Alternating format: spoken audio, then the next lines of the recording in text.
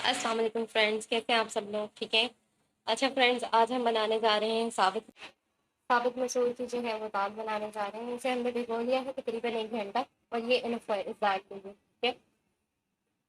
अब हमने pressure cooker ले लिया, उसमें डालिए है थोड़ा सा क्वांटिटी के अंदर पानी। जैसे कि आपको फील हो रहा है पानी, थोड़ी सी क्वांटिटी के अंदर पानी डालिए। अब हम इसमें मसूर की दाल डालेंगे और साथ में लहसुन डालेंगे, नमक मिर्च डाल के इसको जो है वो वेट लगा देंगे तकरीबन 5 मिनट का। जब वेट बोलना शुरू होगा तो 5 मिनट का वेट लगाएगा। चलिए तो फिर शुरू करते हैं अपनी रेसिपी को। ये देखिए फ्रेंड, इसके अंदर मैंने लहसुन डाल दिया, चूँकि ये मसूर की साबुत दाल जो होती है वो लहसुन के साथ ही सबसे ज़्यादा बेस्ट और अच्छी बनती है। तो मैंने इसके अंदर लहसुन को जो है वो ऐड कर दिया और उसके बाद अब मैं इसको दम लगाने लगी हूँ, वेट लगाने लगी हूँ।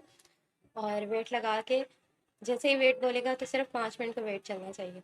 अब मैं इसके तड़के में आपको सबसे ख़ास चीज़ बताऊंगी, उसके लिए आपने वीडियो को स्किप नहीं करना। अगर आप चैनल पर नए हैं तो सब्सक्राइब कीजिए, लाइक कीजिए। और ये क्योंकि आपका प्यार मोहब्बत होता है हमारे लिए, जो कि हमें अप्रिशिएट करता है और हम आपके लिए मज़ीद अच्छी वीडियोस को बनाएंगे।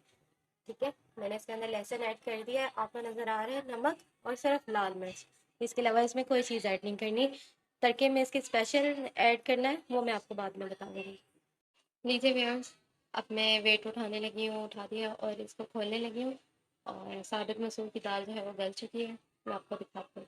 ये देखिए, ये मसूर की दाल जो है वो तैयार हो गई है। ठीक है। अब ये पानी की क्वांटिटी भी बिल्कुल ठीक है चावलों के साथ, रोटी के साथ खाने के लिए। अब इसे और गाढ़ा होना है जब हम इसको तड़का देंगे। अब मैं आपको स्पेशल तड़के की तरफ लिए चलती हूँ। मैंने अदरक को क्यूब में काट लिया और इसके अंदर मैंने थोड़ा सा ऑयल शामिल किया है। इसको ग्राइंड करने के लिए इसका पेस्ट बना लेंगे अच्छा सा। हम अदरक को काट कर तड़का नहीं लगाएंगे, और जब हम पेस्ट बना के लगाएंगे तो ये बहुत ज़बरदस्त बनेगा। तो चलिए इसको ग्राइंड कर लेते हैं।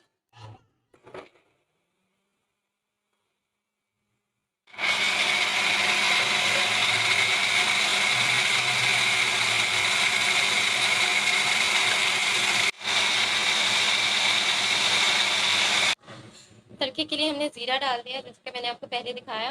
अब ये देखिए, ये पेस्ट कितना अच्छा और कितना स्मूदी सा तैयार हो गया। अगर हम इसके अंदर पानी डालते ना तो ये बिल्कुल भी इतना स्मूदी जो है वो तैयार नहीं होना था। ये क्रीमी पेस्ट जो तैयार हो गया हमारा, अब हम इसको सारे को इसके अंदर डाल देंगे और लाइट ब्राउन होने तक इसको हम करेंगे।